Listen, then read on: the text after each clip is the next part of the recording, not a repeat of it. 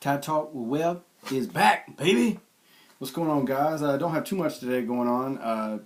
I had a podcast I was going to do on the new rules proposals and the ones that passed. I don't have time to do it today, so I'll do it this weekend before the weekend's out. Has some news and notes, man. We had Womack. He's getting back for the offensive line for Alabama. I really do feel like this was a reason that in A-Day we had some issues and hiccups with the line, and Jalen Hurts running for his life. Womack was a huge part of that offensive line last year. But being 6'7", 330 pounds, you're a wall. Like you're going to stop everything. Like I said, we know he broke his foot in the spring. He's been out. He didn't play any of the A-Day or anything like that or the scrimmages because he's trying to get rehab and come back. I know his teammate Hassanauer said, he's a huge asset to the offensive line. He knows the playbook very well, and he's got great technique. Last year he was starting at right tackle and back at right tackle, and then Wills at right guard. Although in the spring he practiced some, he'd probably stay at right tackle, but he had played some other positions. So he practiced some at right guard. He'll probably more or less be the right guard or tackle. But it's good to have him back, seeing he's coming back healthy and strong. Like I said, that's going to be a great asset. We did add a quarterback. He's a 3-star. He wasn't highly recruited. I don't think he went to a lot of camps, so a lot of people didn't see him. His name is Lane Hatcher. He's a 3-star. He'd been committed to Arkansas State. Very good athlete. He's more of a dual-threat guy. But I think we wanted to add another quarterback, even though late, maybe less recruited, because the big reason was if Tua winds up starting, I see Mac Jones or I see Hurts transferring. So because of that, we need somebody else in there, because you never know what's going to happen. The guy's a good competitor. Saban was high on him. Some cool things. They're interesting. We had a lot of guys come in after they had to finish up school. They weren't there for the spring or all the spring or most of the summer workouts. But these guys are now, on campus. Offensive linebacker Iyibe Anoma, defensive back Eddie Smith, which is cousins of Eddie Jackson. I think he was cousin of Eddie Jackson. He's a 3-star that's way underrated defensive back. Offensive lineman Tommy Brown, defensive lineman Tavita Musika, quarterback Lane Hatcher is now in campus. Tight end Michael Parker, linebacker Cameron Latu, defensive back Jalen Amar Davis is on campus.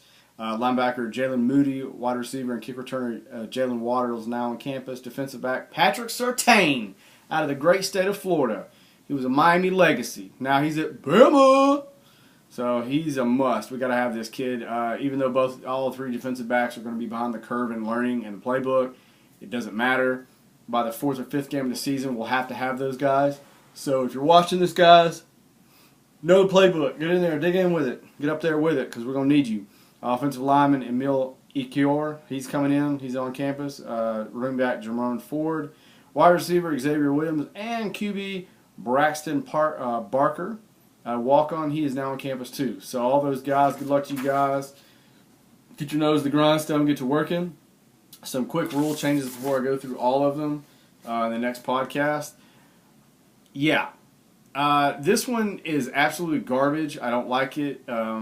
It's going to fundamentally change the game and not for the better. It's basically letting all the crap teams that don't have a good punter or teams that don't have any good kicker make everything equal, and it's garbage. It's just another socialist policy to make it fair so we all have a shot. It doesn't breed for competition. It pretty much says go ahead and get another player and give them your scholarship and don't worry about a kicker. And so the premium on kickers in college is now nil and void. This new rule, it says this fall starting teams can fair catch any kick. Listen to this: fair catch any kick inside the 25-yard line for a touchback. Wow. They said they wanted to cut back on violent impacts, but it changes the game. It doesn't help any team that's been working on that. I mean, it's just garbage. Like I said, last year our opponents had the second worst starting field position because we had a good kicker. We had a good punter. So the old days of, hey, I'm going to knock it and keep you trapped inside the 10-yard line, that's gone. Doesn't matter.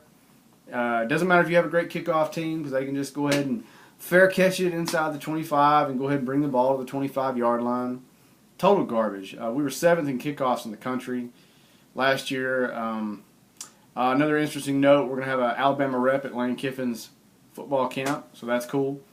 Anyway, that's pretty much all I have. I'm going to have some more for you. Tide news and notes are kind of small right now, just because we're heading into the summer. So hopefully I'll have some more for you. I'll do another podcast for the end of the weekend. Some more of those news and notes. One last thing that I thought was kind of interesting. I got to read up into a little bit more. It looks like any artificial noise that opposing teams, like the cowbell at Mississippi State, when the quarterback or when the center puts his hand on the football to snap it, from that moment on, you can't have artificial noise. So it looks like they're going to be cracking down on the old traditions like at Mississippi State, which is kind of sad because, I grew up with that tradition. I thought it was kind of cool. I don't understand some of these new rule changes. Like, they try to be so innovative, but they're cutting their own nose off in the process. It's kind of garbage. Whatever. I could be wrong. But especially that kickoff one, that's just absolute horse shit. Anyway, Tide Talk Web, I'm out.